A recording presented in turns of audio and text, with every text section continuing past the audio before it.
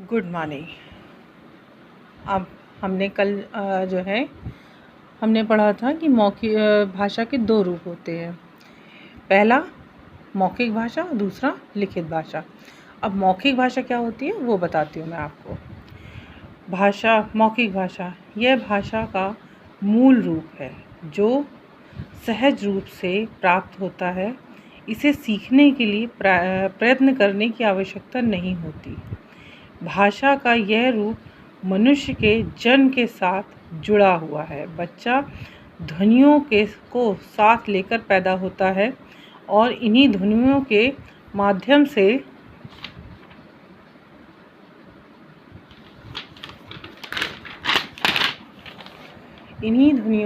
माध्यम से अपनी भाषा का विकास करता है।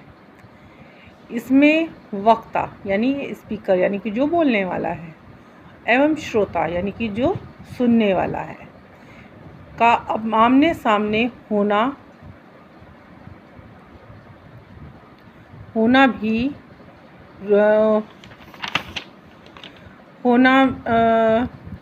भी रूप में अर्थात टेलीफोन, पर्दा या फिर वीडियो कॉन्फ्रेंसिंग आवश्यकता होती है।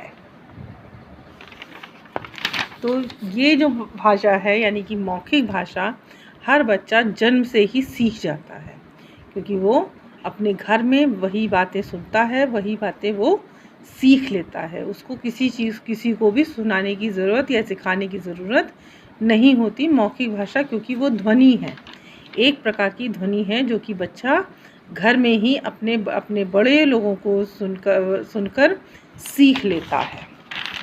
अब है भाषा की हमारी जो परिभाषा है वो बताती हूँ।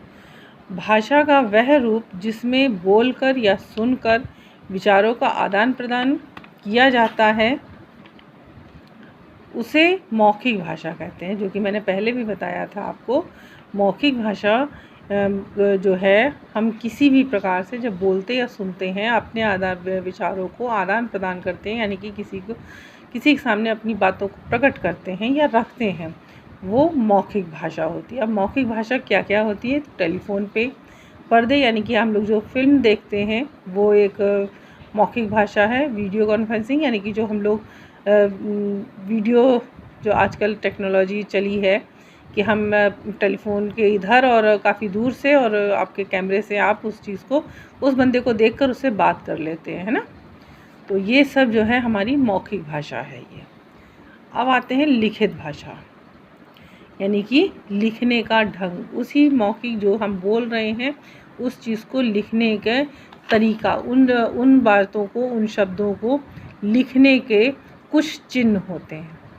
अब जैसे मौखिक भाषा की ध्वनियों को जब हम निश्चित चिन्हों द्वारा प्रकट करते हैं तो लिखित भाषा का जन्म होता है। मौखिक भाषा की ध्वनियों को हम जब निश्चित चिन्हों यानी कि वर्णों, चिन्हों में का मतलब यहाँ पे है वर्णों, शब्दों से है के द्वारा प्रकट करते हैं तो वो हमारा जो है लिखित भाषा का जन्म होता है। ये भाषा का कृत्रिम रूप है। कृत्रिम माने होता है आर्टिफिशियल, ठीक, जो सहज रूप से हमें प्राप्त नहीं होता, इसे सीखना पड़ता है। यानी कि जो आप लिख पा रहे हो उसको सीखने के लिए आपने बचपन में स्कूल में पढ़ना लिखना सीखा है, जैसे कि का, खा, गा, घा, ड़ा, चा, छा, ये आपने वर्णमाला सीखी है। सब इन वर्णमाला को यानी कि इन वर्णों को इकट्ठा करके हम एक जगह सुनिश्चित रूप से सुसज्जित करते हैं, यानी कि एक क्रम में लगाते हैं, तब ये हमारे एक शब्द बनता है और शब्दों से मिलकर एक जो है वाक्य मिलता है, ठीक है। सीखना पड़ता है। जब मानव सभ्यताएं दूर दूर बसने लगी होंगी तब अपनी बात को दूर तक पहुंचाने के लिए कुछ ध्वनि संकेतों को अंकित करने का प्रयास किया गया होगा और इस प्रकार भाषा का लिखित रूप प्रकाश में आया होगा। जैसे पत्र लिखकर जानकारी पहुंचाना भाषा के लिखित रूप से के साथ साथ मौखिक भी काम आता है। जैसे कि कक्षा में पढ़ते पढ़ते समय, पढ़ाते समय, दुकान पर सामान खरीदते समय आदि। अब आते हैं लिखित भाषा की जो है परिभाषा। भाषा का वह रूप जिससे लिखकर या और पढ़कर विचारों का आदान प्रदान किया जाता है उसे लिखित भाषा कहते हैं। अब लिखित भाषा जो कि हम लोग पत्र लिखते हैं, जैसे कि हम लोग अखबार पढ़ते हैं, ये सब हमारी लिखित भाषा है, जो कि हमारे पास ये कुछ विचार हमारे पास दूसरों के द्वारा प्रकट किए जा रहे हैं, है ना।